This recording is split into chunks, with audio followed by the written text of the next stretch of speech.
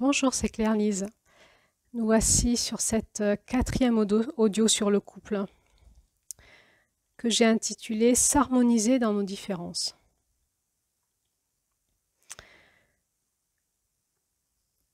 C'est peut-être toute la difficulté de la rencontre entre les hommes et les femmes et entre les êtres humains en général. C'est de pouvoir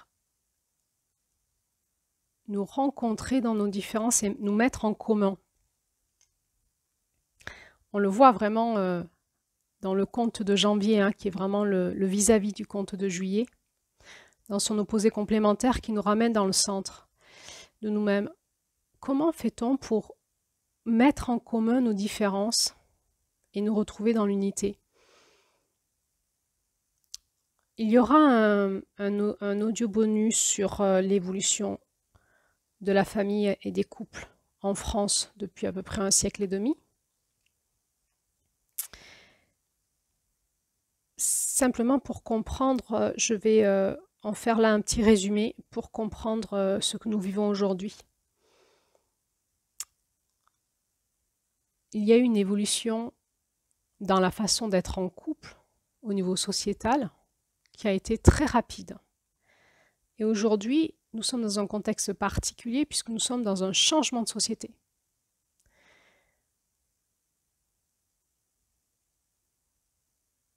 Alors, qu'est-ce que ça fait quand on est dans un changement de société? Ça fait que les anciennes références se cristallisent et ne veulent pas lâcher. Il y a un nouveau qui appelle, mais on ne sait pas quoi. Et dans cet entre-deux, c'est le chaos.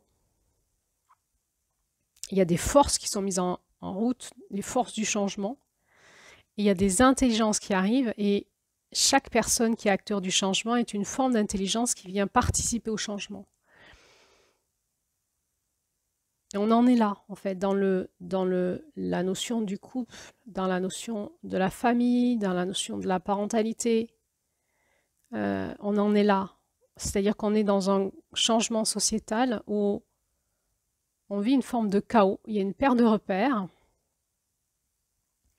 Et on ne sait pas où on va, mais la société se cherche. Dans ce changement, il y a eu d'abord des changements au niveau des familles.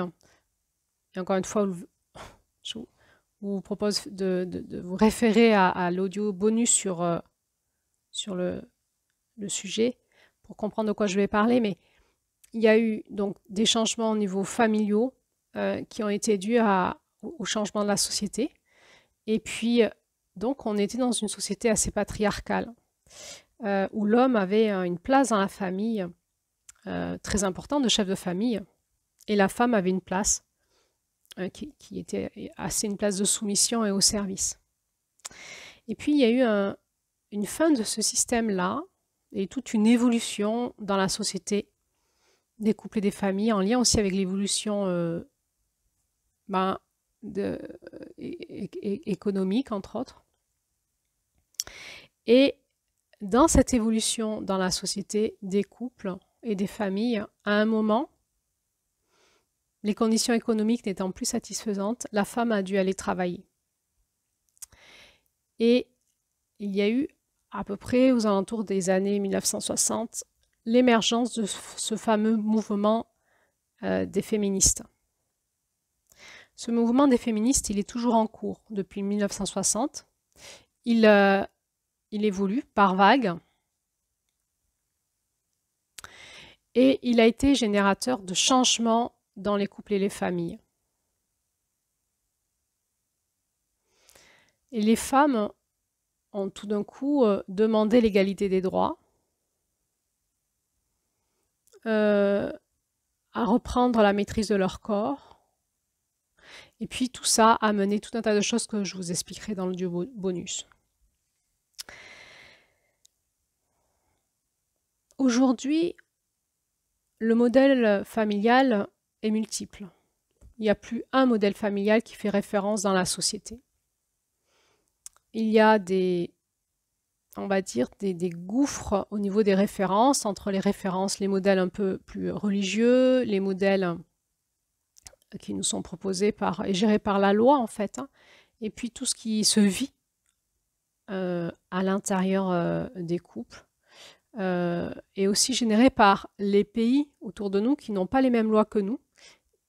Et comme les frontières sont poreuses, et puis qu'avec les réseaux sociaux, on peut vite se renseigner et commander plein de choses sur Internet, eh bien même les lois françaises n'arrivent plus à contenir ce que vivent les foyers en fait, parce qu'on peut tout à fait aller dépasser les lois françaises en allant dans les pays qui nous entourent pour,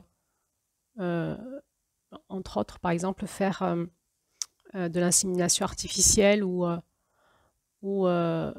aller faire de la gestation pour autrui, c'est-à-dire utiliser une mère porteuse.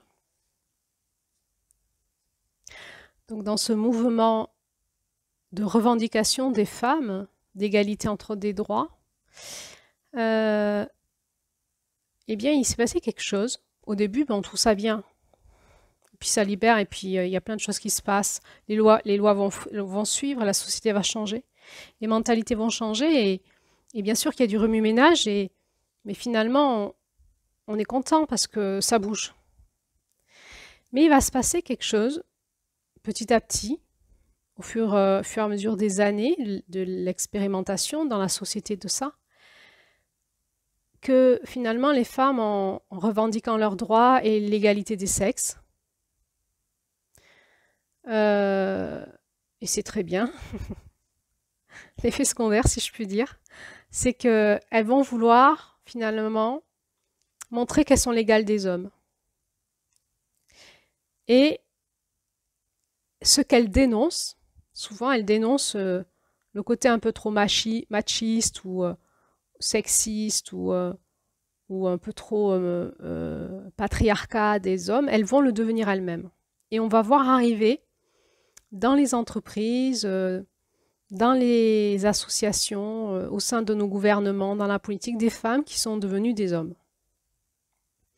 Et il y a comme ça, comme une volonté d'émergence qui a été de gommer la différence. Puis ça, on va le retrouver aussi, ce mouvement-là. Il va être assez vite accompagné, le mouvement féministe va assez vite entraîner dans son sillon le mouvement LGBT. Où là aussi, il va y avoir une revendication pour les homosexuels de l'égalité de leurs droits, entre autres civiques, que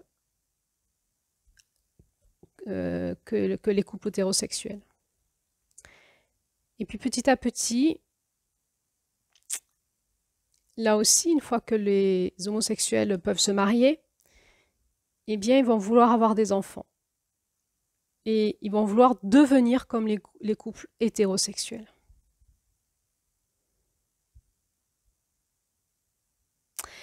Et on en est là aujourd'hui, c'est que dans l'extrémiste, en fait, de là où on va, dans cette revendication, finalement, assez masculine, de justice, de positionnement, de revendication, de porter des paroles fortes, claires, de dénoncer, de se battre pour,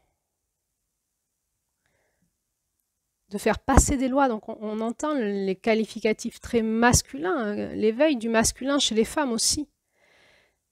Et bien à un moment, dans son côté extrémiste, c'est comme si ce mouvement se tirait une balle dans le pied.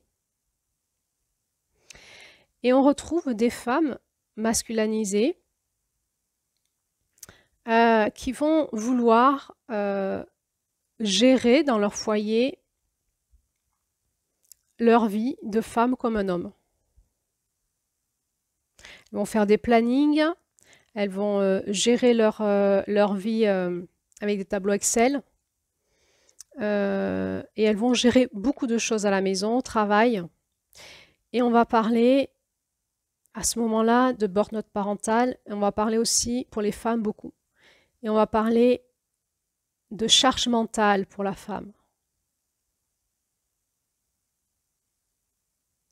On en arrive à un niveau où les femmes nous expriment en fait qu'elles sont tout le temps fatiguées, qu'elles sont débordées, qu'elles n'ont pas le temps de profiter de leur enfant, vite, vite ci, vite, vite ça, il faut faire ci, il faut faire ça, il faut l'amener l'enfant là, il faut faire ci, il faut faire ça. Et puis le travail, et puis ci, puis ça. Et puis les problèmes de couple, et le compagnon qui ne suit pas. Et avec des femmes très revendicatrices qui demandent l'égalité des tâches aussi à la maison. Et faire le planning des tâches à la maison, etc. Et finalement, la vie du féminin est devenue une entreprise. Eh bien, le féminin est mort.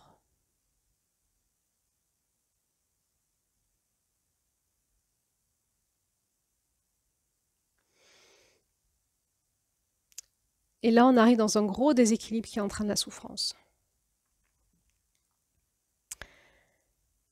À un moment, quand le masculin passe le relais au féminin, et là, je parle pas, je parle, comment vous dire ça pour que ce soit bien compris.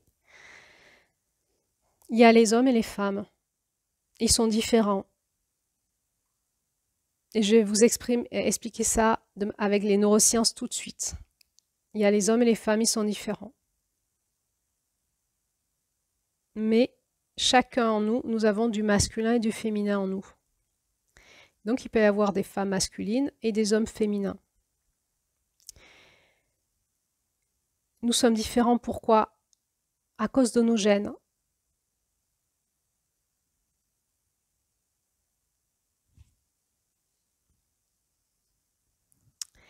Mais nous pouvons en permanence nous modifier à l'intérieur de nous par notre système neurologique. Notre système neurologique qui va faire ce qu'on dit de la plasticité neuronale. La plasticité neuronale, c'est la capacité de notre système neurologique à faire pousser, si vous voulez, des neurones pour acquérir des compétences qu'ils n'avaient pas à la base. Ça s'appelle l'adaptation.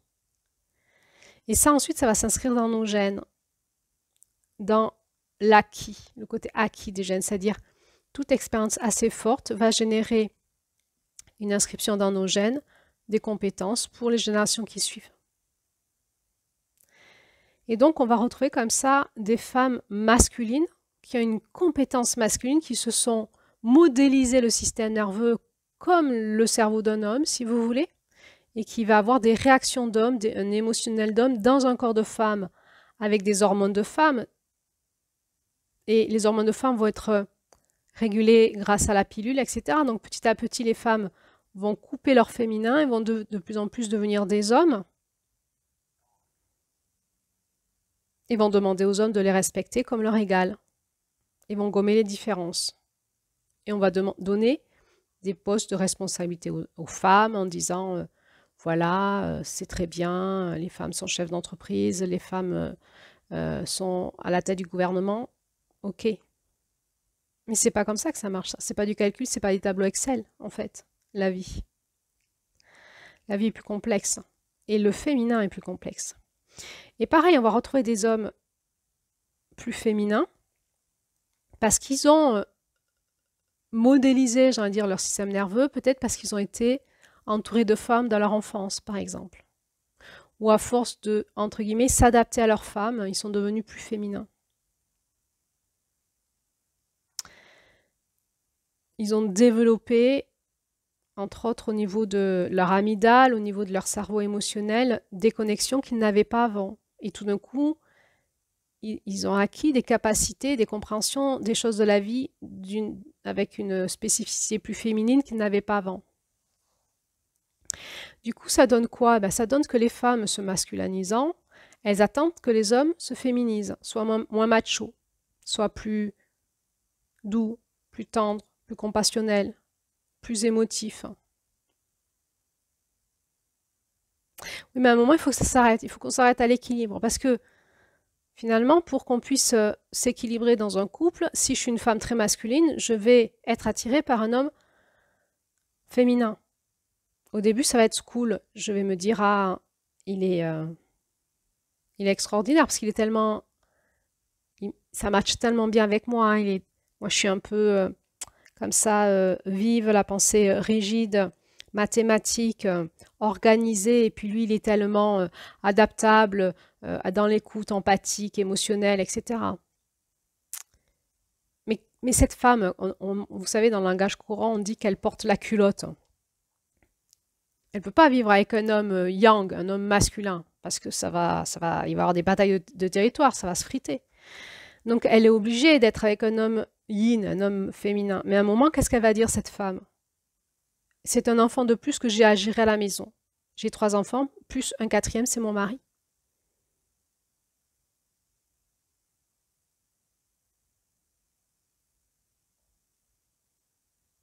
Et donc, moi, je les entends au cabinet me donner l'énumération de l'irresponsabilité, l'immaturité de son homme. Et on est dans un excès du masculin qui est contrôlant, qui ne lâchera rien, et qui va critiquer, qui va organiser, qui va structurer, qui va faire des fiches, qui veut que à la maison, ça se passe comme dans une entreprise. C'est impossible. Ça ne marche pas comme ça, la vie. Et donc, on en est là aujourd'hui. Aujourd'hui, je crois qu'on en est à essayer chacun de retrouver son équilibre. C'est-à-dire que les hommes sortent du patriarcat et ont besoin de développer leur féminin et de rencontrer les femmes et de mieux les comprendre pour mieux les soutenir. J'ai envie de dire être à leur service parce qu'elles sont porteuses de la vie. Et ils sont en chemin et c'est pas simple pour eux. Et ce qui aide aussi, c'est finalement toutes ces divorces, ces ruptures de couple et ces familles recomposées. Ben, de plus en plus, les hommes s'occupent des enfants et sont obligés de prendre en charge les tâches des femmes, j'ai envie de dire, et petit à petit, ils commencent à comprendre l'organisation d'un foyer, j'ai envie de dire ça comme ça. Et les femmes travaillant, elles comprenaient, entre guillemets, ce que vivaient les hommes avant quand ils travaillaient. Et du coup, on est quand même dans un moment où petit à petit, on arrive à un point où les hommes et les femmes peuvent mieux s'harmoniser dans un équilibre de vie ensemble.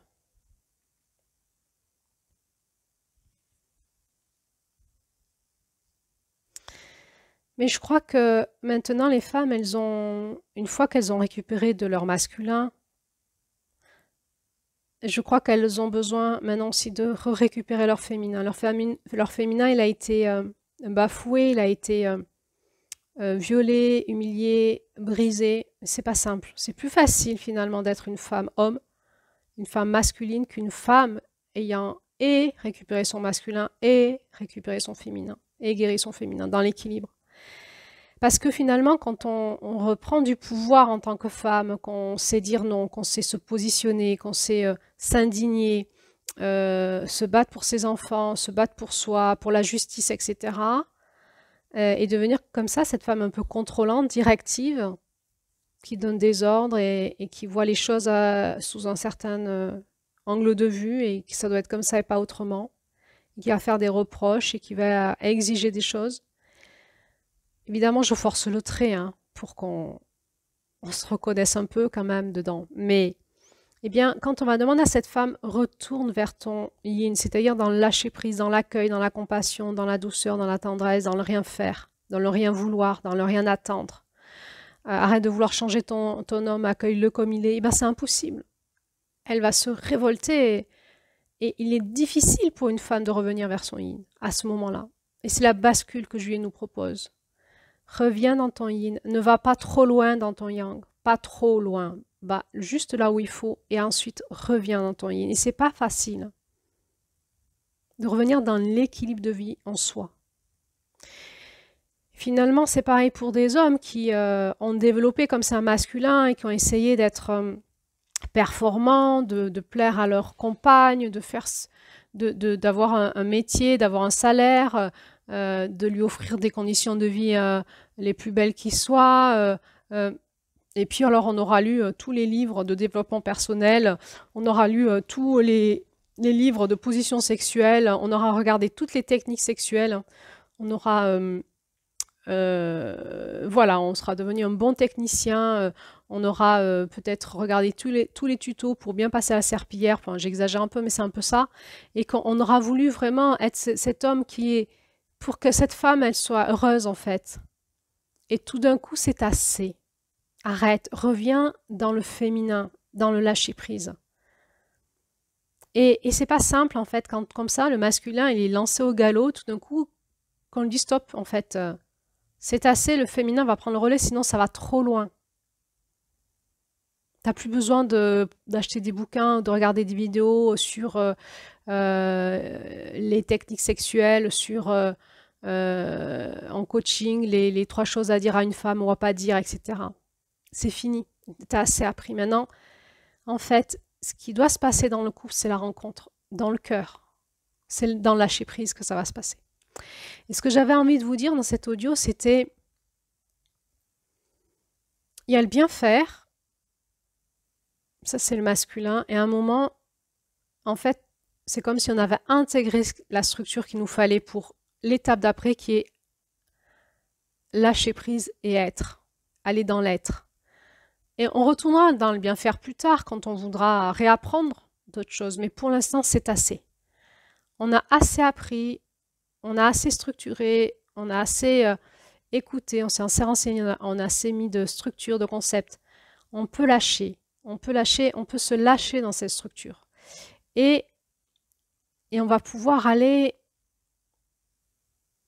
rencontrer notre féminin, qui est l'intégration de ça et qui va nous faire aller dans une nouvelle identité. Alors dans le couple, ça donne quoi? C'est-à-dire on va arrêter de vouloir changer, se changer, changer l'autre. On va arrêter de vouloir s'améliorer, on va arrêter de se culpabiliser, de ne pas être assez ci, assez ça. Il faut, à un moment, il faut se renseigner, il faut changer, il faut amorcer le changement, etc. Mais à un moment, c'est assez. Et dans le couple, qu'est-ce qui va se passer alors? On va arrêter de s'adapter, on va lâcher prise sur les structures de type qui donne le biberon petit, une fois c'est toi, une fois c'est moi, etc. Tout d'un coup, tout ça en fait ne rend pas heureux. C'est pas parce que on a divisé les tâches de la maison en deux que finalement monsieur fait plus les courses qu'avant, etc. que je suis plus heureuse en fait.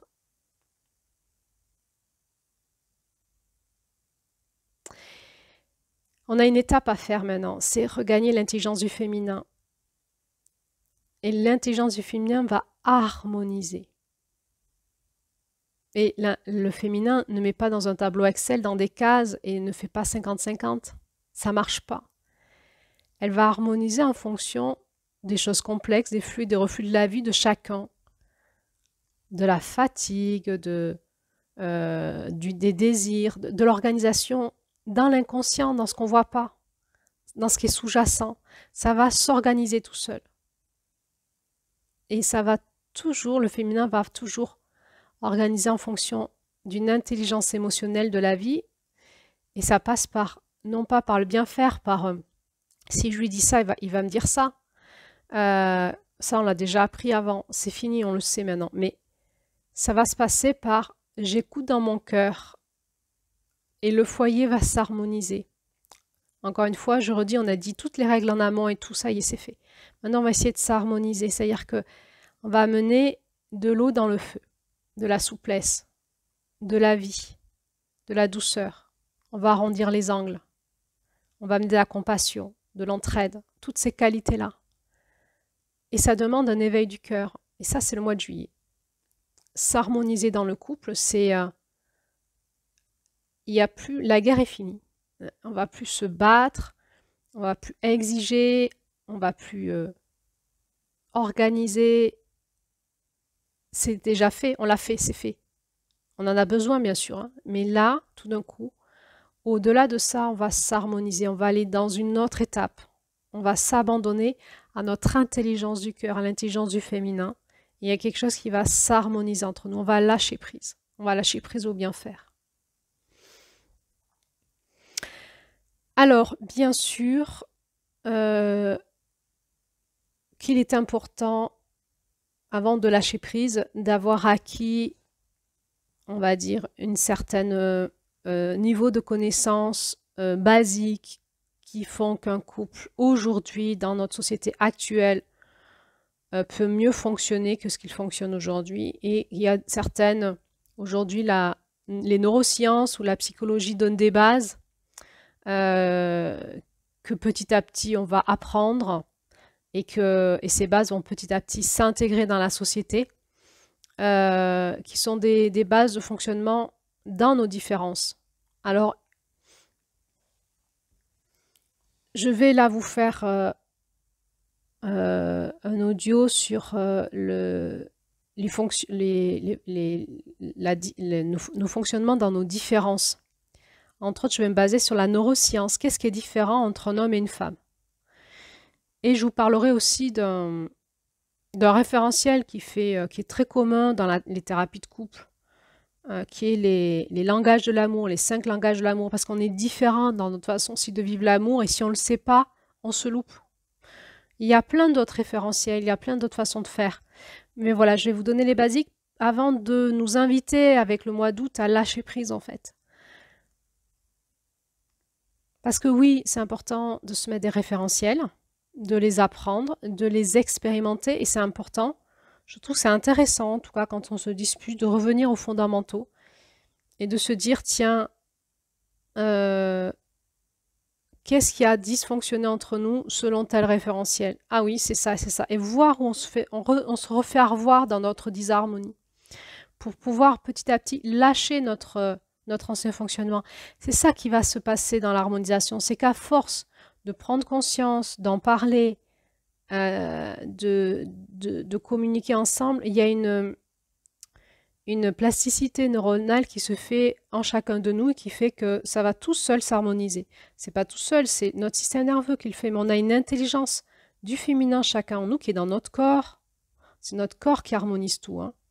Notre système nerveux, notre système hormonal, nos pensées vont s'harmoniser, notre système émotionnel, ça va se faire tout seul à force qu'on harmonise nos pensées ensemble. Donc il est important de communiquer. Pourquoi? Pour harmoniser nos pensées, pour harmoniser nos émotions. Il faut apprendre à communiquer, encore une fois. Et on ne communique pas, enfin, je ne peux pas communiquer avec l'autre comme moi je pense que c'est bien, puisque l'autre il est différent, et comme moi je pense que c'est bien, c'est pas sa façon de communiquer. Donc il va falloir qu'on apprenne à se connaître l'un et l'autre, et qu'on apprenne à comprendre comment on se rejoint, comment on met en commun. Pour une fois qu'on sait communiquer ensemble, c'est magique. On veut la même chose en fait, simplement on n'arrivait pas à communiquer.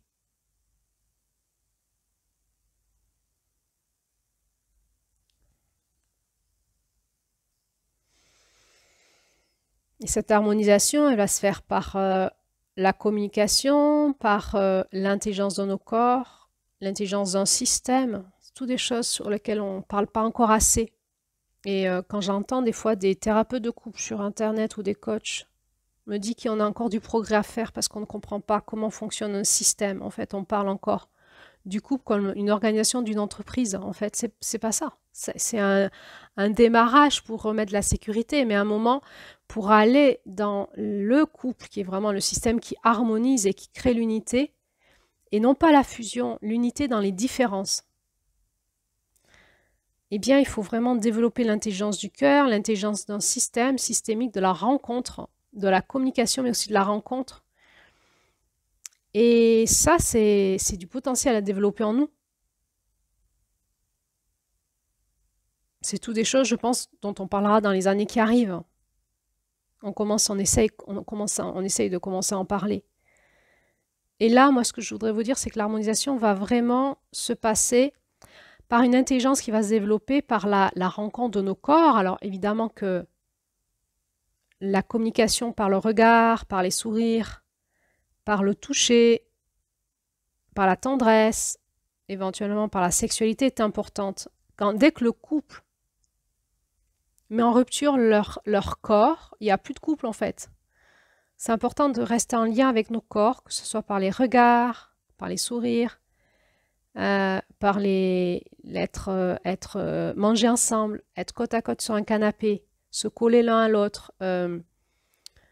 Le langage du corps, hein, on n'a pas besoin de réfléchir, ça se fait tout seul. Dormir ensemble si on peut, si l'autre ronfle pas. Se toucher, se regarder.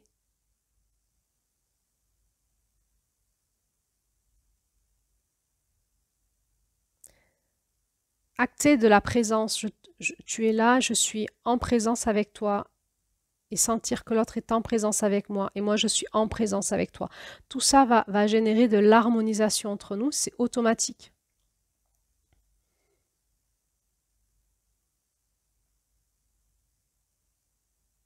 Et ça va se passer par le système énergétique et par le système vibratoire. L'harmonisation d'un système se passe par le corps, l'énergie, la vibration, et ce n'est pas de la fusion. L'harmonisation, c'est un autre système qui n'existait pas avant. Il y a moi, toi et le système couple. Et dans le système couple, on s'harmonise.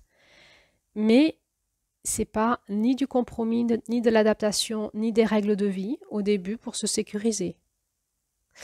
Mais ça va être une recherche d'harmonisation qui n'est pas de la fusion. Et ça, c'est vraiment l'éveil du couple. Est-ce que je veux faire couple avec toi? Si je veux faire couple avec toi, je vais accepter de m'harmoniser, de créer une entité couple où dedans, je vais changer à ton contact, tu vas changer à mon contact et dans nos différences, on va s'harmoniser. Alors, on ne peut plus dire qu'on est pareil, en fait. Il y a des grands débats. Il y a des grands débats sur est-ce que finalement les hommes et les femmes sont si différents que ça? Ou est-ce qu'on est pareil? Gommer nos différences, c'est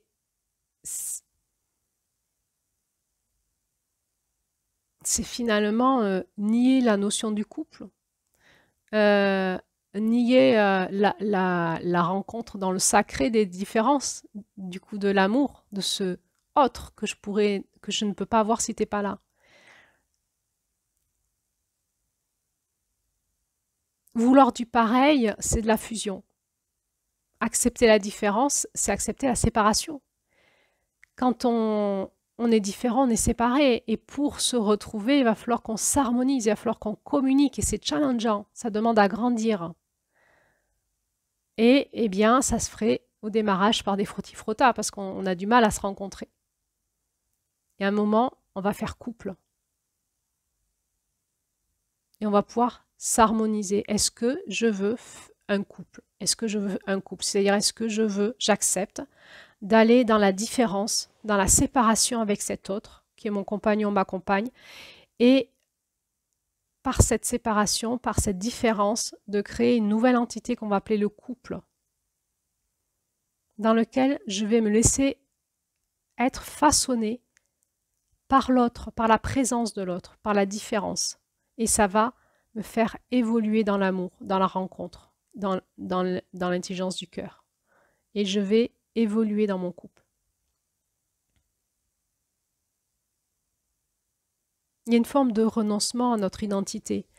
C'est bizarre à dire. C'est à la fois j'affirme mon identité dans mon masculin et dans mon féminin, j'accepte de changer d'identité. C'est les deux en même temps. C'est pas l'un ou l'autre, c'est les deux en même temps. Quand une femme rencontre un homme, elle devient femme. Quand un homme rencontre une femme, il devient homme. Et ça change tout. Et quand on est tout seul dans notre coin, on est nous. Mais quand on rencontre notre autre différent, on se transforme. On devient quelqu'un d'autre. C'est ça, aller dans le couple. C'est ça, grandir, aller dans le couple. C'est pas demander à l'autre de devenir comme moi, de s'adapter à moi. C'est pas m'adapter à l'autre, c'est accepter que dans la rencontre de nos différences, il y a une alchimie qui va se passer, qui va nous transformer l'un l'autre. Et ça va créer notre couple. Voilà ce que je voulais vous dire sur l'harmonisation dans nos différences et éventuellement le risque dans lequel on est aujourd'hui au niveau sociétal, où il y a un excès de masculin, même chez les femmes, et entre autres dans les mouvements féministes, qui fait qu'on a besoin de revenir, non pas à l'égalité, et non pas à être pareil, mais plutôt à revenir dans l'égalité des droits, oui, mais dans la revendication de l'acceptation de nos différences pour aller plus dans l'alliance et l'harmonisation, plutôt que dans nous forcer à être pareil. Et accepter que les femmes et les hommes, finalement, naturellement, ne prennent pas les mêmes rôles dans les familles. Naturellement.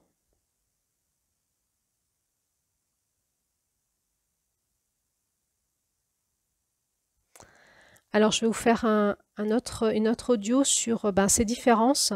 Qu'est-ce que nous dit la neuroscience de la différence entre les hommes et les femmes? Et je vous ferai un dernier audio sur les 5 langages de l'amour. Et ensuite, on passera à la notion de la famille. Merci, à bientôt pour la suite.